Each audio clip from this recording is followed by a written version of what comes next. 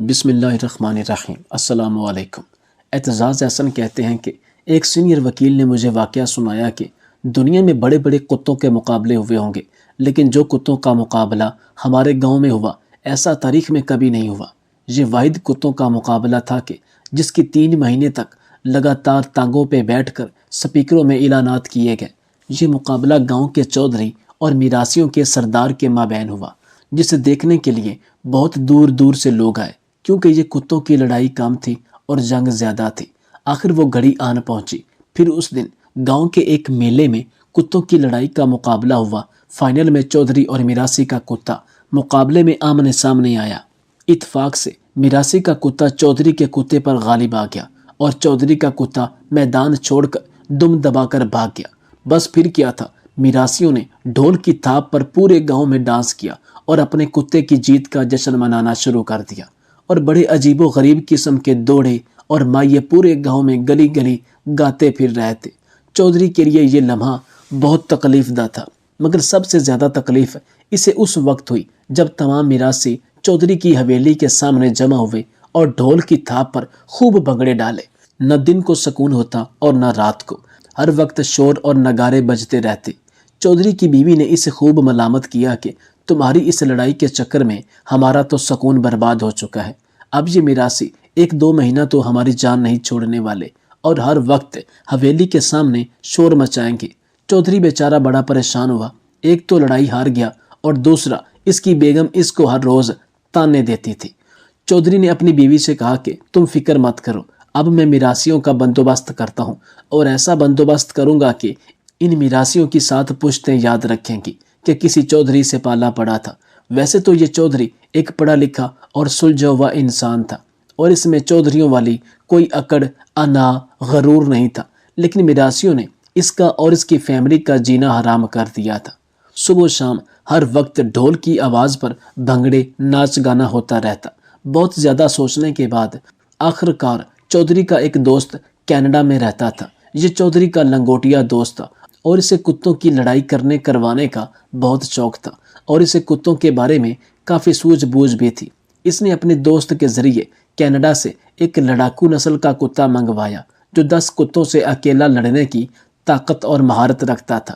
چودھری نے جب کتے کو دیکھا تو حیران ہوا اور میراثی کو چیلنج کیا کہ اب یہ لڑائی جیت کر دکھا۔ میراثی بڑا شاطر تھا۔ اس نے کہا کہ اگر تیرا کتا جیت گیا تو میں ساری زندگی تیری اور تیرے کتے کی نوکری کروں گا، لیکن اگر میں جیت گیا تو مجھے کیا ملے گا؟ چودھری کہنے لگا کہ اگر تمہارا کتا کامیاب ہوا تو میں اپنی بیٹی کا رشتہ میراثیوں میں کروا دوں گا۔ میراثی نے جب یہ سنا تو چودھری کا چیلنج قبول کیا اور اپنے کتے کو حیوانات کے ایک ماہر ڈاکٹر کے پاس لے گیا۔ اس ڈاکٹر سے اس میراثی کے اچھے تعلقات تھے۔ اس ڈاکٹر کی بیٹی کی شادی پر میراثی کے پورے خاندان نے فری میں ناچ گانا بھی کیا اور مہمانوں کو محظوظ بھی کیا تھا، لیکن بدلے میں اس ڈاکٹر سے 1 روپیہ تک وصول نہ کیا۔ اس نے کہا، چودھری نے باہر سے ایک کتا منگوایا ہے، تم میرے کتے کو کوئی ایسی دوا دو کہ یہ جیت جائے۔ ڈاکٹر نے میراثی کے کتے کو طاقت کے انجیکشن لگائے اور دعویٰ کیا کہ تمہارا کتا ہی میدان میں غالب آئے گا۔ میراثی نے کہا، پکی بات ہے؟ تو ڈاکٹر نے کہا، میرا 35 سال کا تجربہ ہے، بے فکر ہو جاؤ۔ لڑائی کا اعلان کر دیا گیا اور پورا گاؤں اس دلچسپ لڑائی کا انتظار کرنے لگا۔ آخرکار وہ گھڑی آ گئی جس کا سب کو انتظار تھا۔ ایک میدان میں کینیڈا کا جرمن شافٹ کتا اور میراثی کے کتے کی لڑائی ہوئی، مگر 3 منٹ کے اندر اندر چودھری کے خطرناک کتے نے میراثی کے کتے کو میدان کے اندر ہی مار دیا۔ چودھری بہت خوش ہوا اور دل میں سوچا، چلو اب میراثیوں کو تمیز ہو چکی ہوگی اور اب یہ پرسکون رہیں گے۔ انہوں نے تو ناچ ناچ کر ہمیں پاگل کر رکھا تھا۔ مگر چودھری کی حیرت میں اس وقت اضافہ ہوا جب اگلے دن دوبارہ حویلی کے سامنے ڈھول بجنے کی آواز آئی۔ چودھری نے حویلی سے جھانک کر دیکھا تو باہر میراثی ڈھول کی تھاپ پر بھنگڑے ڈال رہے تھے۔ چودھری بہت حیران ہوا کہ میں نے اتنا پیسہ لگا کر کتا منگوایا اور یہ میراثی اب بھی بھنگڑے ڈال رہے ہیں۔ چودھری نے جا کر میراثی سے پوچھا کہ یہ کیا مذاق ہے؟ جب میرا کتا مقابلہ جیت چکا ہے تو تم کس خوشی میں بھنگڑے ڈال رہے ہو؟ شاید تمہیں یاد نہیں کہ میرے کتے نے تمہارے کتے کو ہرا کر مار دیا تھا، یا تم سب لوگ پاگل ہو گئے ہو؟ میراثی نے ایک تاریخی جواب دیا۔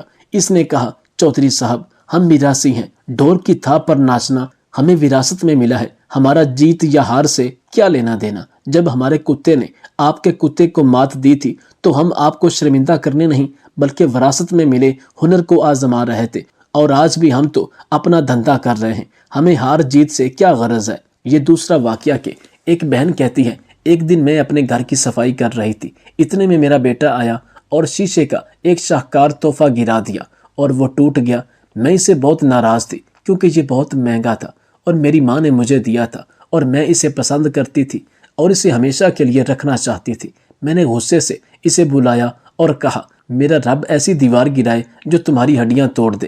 بہن کہتی ہیں، اگلے سال گزر گئے اور میں اس بد دعا کو بھول گئی اور مجھے اس کی پرواہ نہیں تھی، اور نہ ہی مجھے معلوم تھا کہ وہ آسمان پر چڑھ گئی ہے اور اپنی قبولیت کو پہنچ چکی ہے اور مقررہ وقت پر میرے دل کو ایسی چوٹ پہنچائے گی جو میں زندگی بھر نہیں بھول سکوں گی۔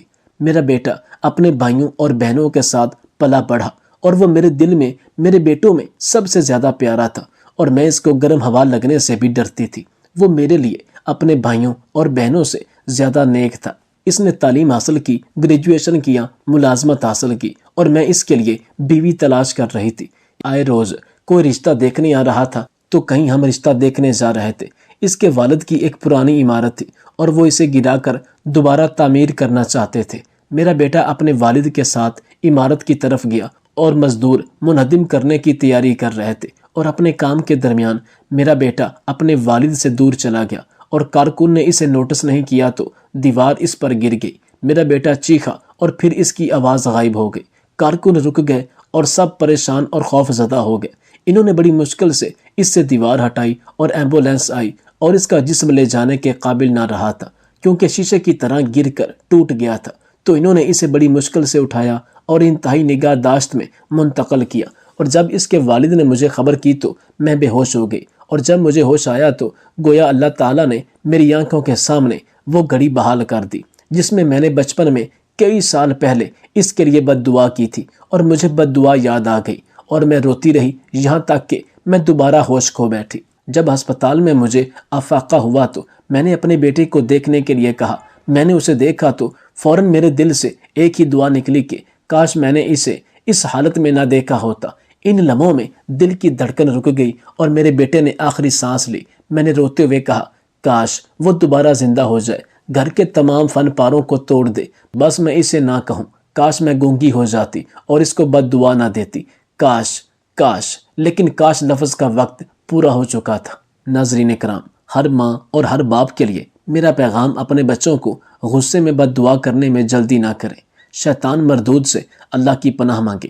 اپنی زبانوں سے وعدہ کریں کہ وہ اپنے بچوں کے لیے کامیابی اور رہنمائی کے لیے دعا کریں، ان کو بد دعا نہ دیں، اور جان لیں کہ اپنے بچوں کے لیے بد دعا کرنے سے ان میں فساد اور نافرمانی ہی بڑھ جاتی ہے۔